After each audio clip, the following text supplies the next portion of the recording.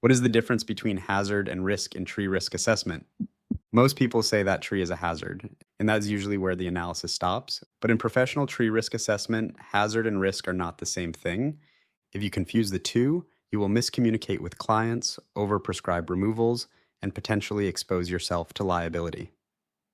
As arborists, especially those working under ANSI A300 Part 9 and the ISA Tree Risk Assessment Qualification Methodology, precision in language is not optional. It is foundational. Let's clarify this correctly. First, we need to define hazard. Under the ANSI A300 Part 9 framework, a hazard refers to a tree or tree part with structural defects or conditions that increase the likelihood of failure and the potential to cause damage or injury. Notice what that definition focuses on. The tree condition itself.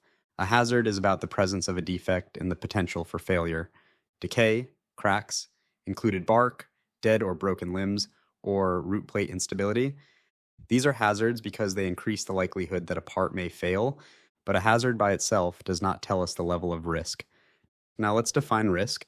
Within the ISA Tree Risk Assessment Qualification System, risk is the combination of three components: likelihood of failure, likelihood of impacting a target, and consequences of failure.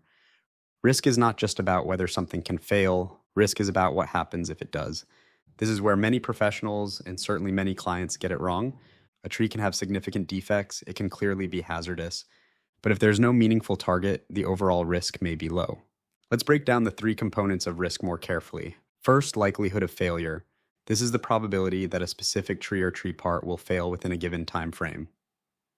In TRAQ methodology, we assess this using categories such as improbable, possible, probable, or imminent. This evaluation is based on observable defects, site conditions, species characteristics, load factors, and professional judgment. Second, likelihood of impacting a target. A tree part can fail, but will it hit anything? We assess target occupancy and exposure. Is the area occupied constantly, frequently, occasionally, rarely, or not at all? A decayed limb over a high-use pedestrian walkway has a much higher likelihood of impacting a target than the same limb over a fenced-off natural area. Third, consequences of failure. If the tree part strikes the target, what are the expected consequences? Minor property damage, significant structural damage, serious injury, fatality. Consequences matter. When we combine these three components, we determine the overall risk rating. In the TRAQ system, that rating falls into one of four categories: low, moderate, high, or extreme. Now here is the critical distinction. Hazard describes the defect and potential for failure. Risk describes the potential outcome when failure interacts with a target. All hazards are not high risk. Let's look at a practical example. Imagine a large dead limb in the upper canopy of a mature oak. The limb shows advanced decay. There's clear structural compromise. That limb is a hazard. There's increased likelihood of failure. Now consider two different scenarios. In the first scenario, that oak is located in a remote, naturalized woodland area. There are no trails beneath it, no structures, no regular human presence. Likelihood of failure might be possible. Likelihood of impacting a target is rare. Consequences, if impact occurs, are minimal. The overall risk rating may fall into the low category. Now take that exact same limb, same tree, same defect, but this time the tree overhangs the main entrance to a school.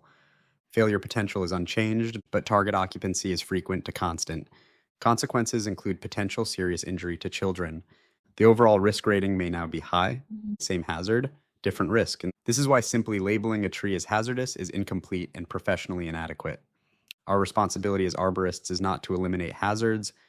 Living trees inherently contain defects. They are dynamic biological systems. Our responsibility is to assess and manage risk. This distinction becomes especially important in consulting and municipal forestry. If we tell a client this tree is hazardous without explaining the level of risk, we create fear rather than clarity. We may unintentionally push toward removal when mitigation, monitoring, or target management would be appropriate. And ANSI A300 Part 9 provides a structured framework for performing this assessment systematically. The ISA TRAQ methodology provides the standardized approach for evaluating likelihood and consequences in a defensible manner. When we assign a risk rating of low, moderate, high, or extreme, we're not making an emotional judgment. We are applying a structured decision-making process. Low risk means the likelihood and consequences are minimal.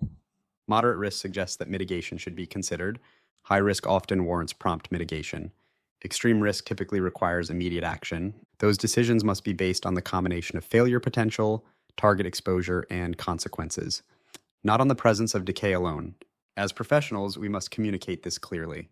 When a client points to a cavity and says, "That looks dangerous," we do not respond with, "Yes, it is a hazard, end of story." We explain, "Yes, there is a structural defect that increases likelihood of failure. Now let us evaluate what it could impact. Let us evaluate the consequences. Then we will determine the actual level of risk." Precision in language builds credibility. It also builds defensibility. If your assessment is ever reviewed in a legal context, your report must demonstrate that you understood the difference between identifying a hazard and evaluating risk.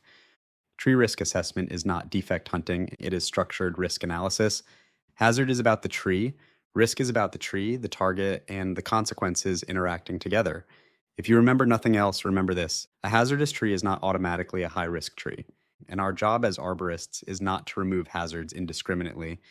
It is to assess, communicate, and manage risk responsibly. That is the standard. That is the profession, and that is the difference. Thanks for listening to the Arborist Podcast. Let's keep building your arborist knowledge one domain at a time. If you found this useful, please like and subscribe.